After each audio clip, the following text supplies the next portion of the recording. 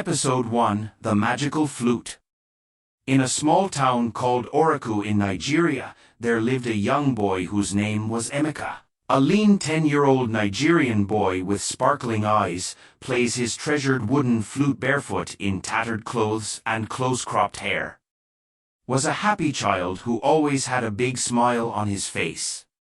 His smile could make even the darkest places feel bright and cheerful.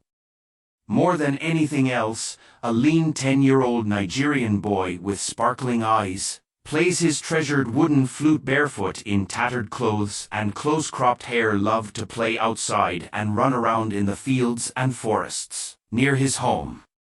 He liked chasing butterflies, climbing trees, and splashing in the streams. Being outdoors brought a lean 10-year-old Nigerian boy with sparkling eyes plays his treasured wooden flute barefoot in tattered clothes and close-cropped hair great joy. But a lean 10-year-old Nigerian boy with sparkling eyes plays his treasured wooden flute barefoot in tattered clothes and close-cropped hair. Most precious thing was his wooden flute. This special flute had been made just for him by his grandfather. His grandfather carved it carefully from the branch of an old Iroko tree in the forest. Whenever a lean 10-year-old Nigerian boy with sparkling eyes plays his treasured wooden flute barefoot in tattered clothes and close-cropped hair, put the flute to his lips and began to blow into it, the most wonderful, beautiful sounds would come out. He could mimic the sweet songs of brightly colored birds. Or he could make his flute sound like the rushing, bubbly noises of the rivers streaming over rocks. The other children in the village loved it when a lean 10-year-old Nigerian boy with sparkling eyes plays his treasured wooden flute barefoot in tattered clothes and close-cropped hair. Played his flute. As soon as they heard the first few notes drifting through the air, they would come running. The kids gathered around a lean 10-year-old Nigerian boy with sparkling eyes plays his treasured wooden flute barefoot in tattered clothes and close-cropped hair, clapping, singing, and dancing along to his happy tunes. Big grins spread across their faces as they joined in the music. Sometimes a lean 10-year-old Nigerian boy with sparkling eyes plays his treasured wooden flute barefoot in tattered clothes and close-cropped hair. Flute music was so pretty and inviting that even the smaller forest animals would come out of hiding to listen. Little rabbits, squirrels, and chipmunks would poke their heads out and prick up their ears.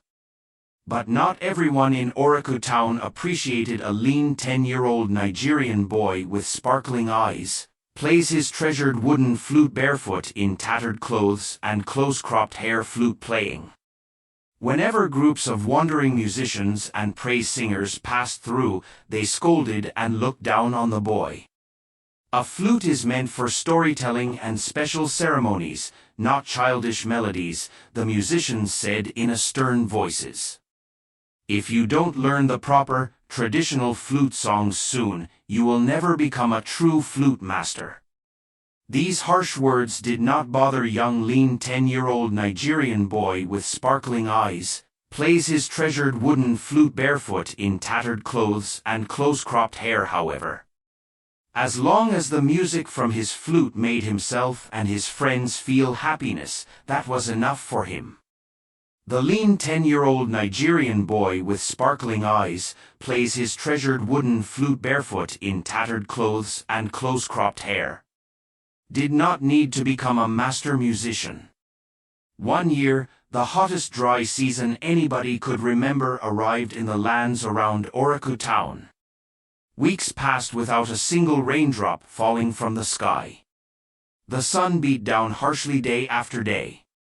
As the drought went on, the rivers and streams began drying up into mere trickles. The crops and plants withered in the fields as the earth turned to cracked, brown dust under the baking heat. Hunger and thirst spread through Oraku as food and water became scarce. The hunters went deep into the forests but returned empty-handed, for even the animals had fled to find food and shelter from the heat. The village elders knew they must act fast to save their people from starvation and death. They decided to summon a powerful and imposing, masked rainmaker figure adorned in feathered headdress and fringed cloaks swirls defiantly, bearing carved staffs as servants bear his ornate litter from a distant kingdom. This shaman was said to be able to bring the life-giving rains with his magic and rituals. At last, the great rainmaker arrived in an elaborate litter carried by many servants.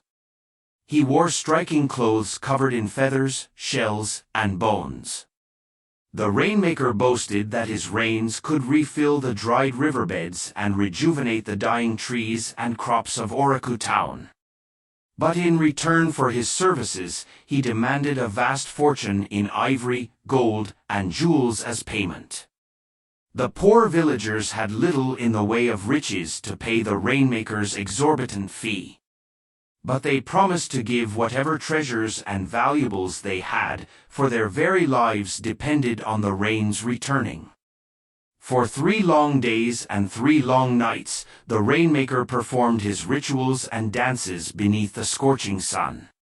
He chanted and sang, shaking rattles and beating drums as he summoned the rain spirits. The anxious villagers watched the rainmaker's every move, desperately hoping to see storm clouds form and feel the first cool droplets of rain on their faces. But despite all the rainmaker's efforts, not a single raindrop fell from the hazy, cloudless sky. In the end, the rainmaker admitted defeat. In a rage, he shouted that this land was cursed by evil spirits too powerful for his magic to overcome. He cursed Oroku with a blight of eternal drought and famine. Then the rainmaker stormed off with his servants, taking away the few treasures the villagers had paid, as well as their last hopes for salvation from the killing drought. Despair descended over Oroku as the people realized their fate was sealed. There seemed to be no way left to bring back the rains and save their crops and livestock. Without food or water, the village would wither and perish under the pitiless sun, just like the dried plants. Even the birds and animals had long fled this parched, desolate place. One evening as the sun began to set in a blaze of orange and red, young lean 10-year-old Nigerian boy with sparkling eyes, plays his treasured wooden flute barefoot in tattered clothes and close-cropped hair, wandered away from the village. He did not want to be around to see the devastating effects this drought would soon bring. A lean 10-year-old Nigerian boy with sparkling eyes, plays his treasured wooden flute barefoot in tattered clothes and close-cropped hair walked until he reached the withered husk of an old tree, at the edge of the village lands. He plopped down in the little bit of shade offered by its few remaining sad brown leaves. As he looked out over the cracked, barren fields and stunted shrubbery as far as the eye could see, a lean 10-year-old Nigerian boy with sparkling eyes, plays his treasured wooden flute barefoot in tattered clothes and close-cropped hair felt his eyes well up with tears. His happy spirit was crushed at seeing the land he loved being ruined and dying before his eyes. A lean 10-year-old Nigerian boy with sparkling eyes, plays his treasured wooden flute barefoot in tattered clothes and close-cropped hair reached into the sack at his side, and pulled out his grandfather's carved wooden flute. He put the flute to his lips and began playing a slow, mournful melody dripping with sorrow and grief. The heartrending tune seemed to cry out like the piteous whispers of the withering, gasping earth itself. It was as if the flute was voicing the land's own lament over the drought's devastation. A lean 10-year-old Nigerian boy with sparkling eyes, plays his treasured wooden flute barefoot in tattered clothes and close-cropped hair played and played, letting the melancholy music pour out his sadness over the destruction surrounding the village. Salty tears rolled down his cheeks, spattering onto the flute in his hands. As the mournful song drifted through the streets and over the fields, something amazing began to happen.